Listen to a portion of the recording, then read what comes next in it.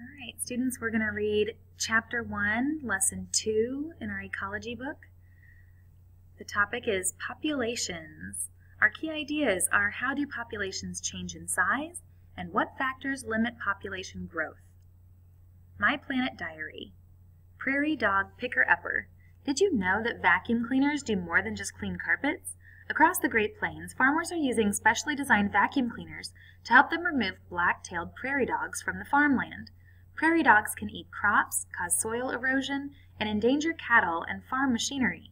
The prairie dog vacuum uses a 4-inch plastic hose to suck prairie dogs out of the ground at 483 kilometers per hour.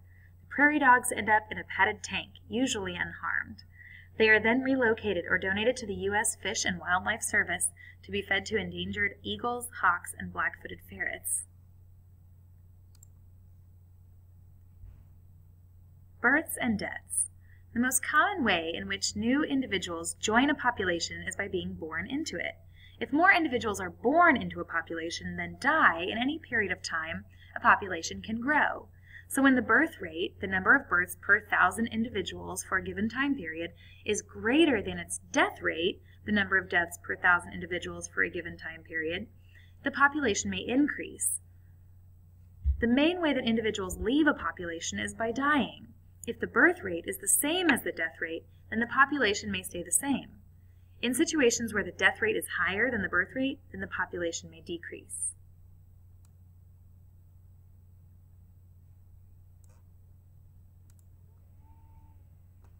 The population statement. When the birth rate in a population is greater than the death rate, the population will generally increase. This can be written as a mathematical statement using the is greater than sign. If birth rate is greater than death rate, population size increases. However, if the death rate in a population is greater than the birth rate, the population size will generally decrease. This can also be written as a mathematical statement. If death rate is greater than birth rate, population size decreases. Immigration and emigration. The size of a population also can change when individuals move into or out of the population. Immigration means moving into a population. Emigration means leaving a population or exiting a population. For instance, if food is scarce, some members of an antelope herd may wander off in search of better grassland. If they become permanently separated from the original herd, they will no longer be part of that population.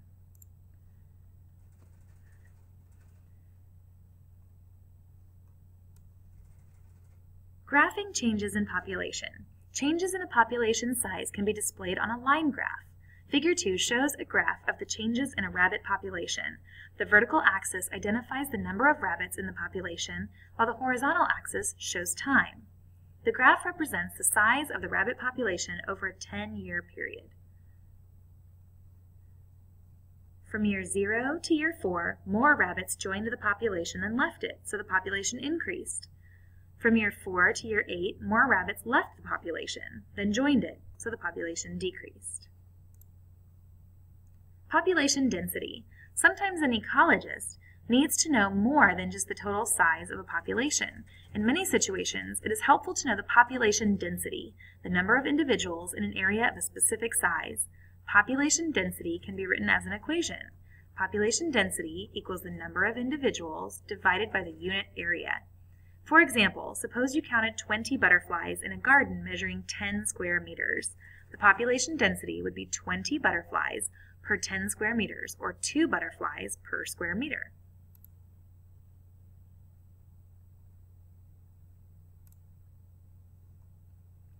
What factors limit population growth?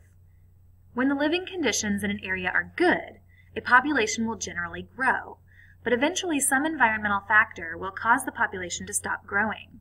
A limiting factor is an environmental factor that causes a population to stop growing or decrease in size.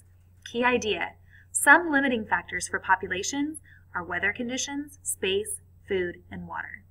Climate. Changes in climate conditions, such as temperature and the amount of rainfall, can limit population growth.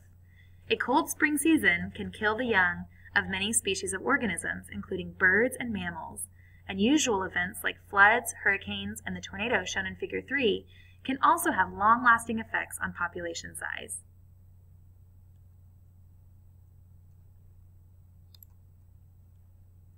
Space.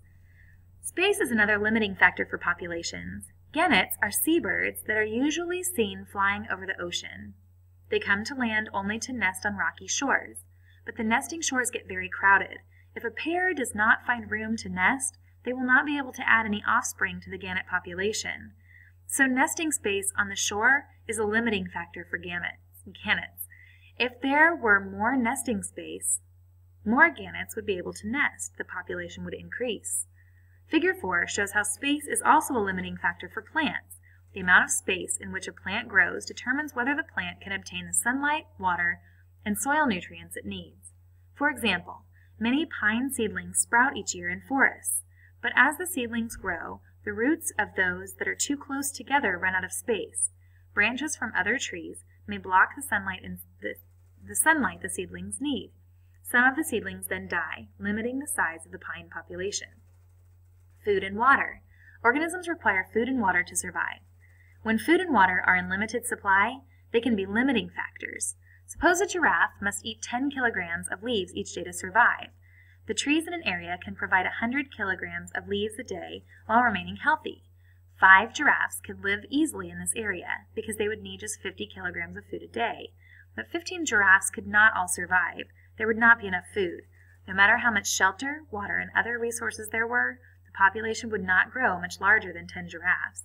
The largest population that an area can support is called its carrying capacity.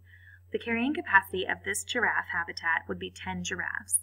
The size of a population can vary, but usually stays near its carrying capacity because of the limiting factors in the habitat.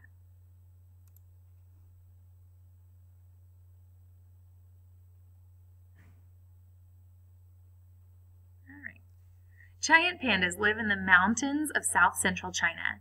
Most of the panda's diet is made up of the bamboo plant. Bamboo is not nutrient-rich.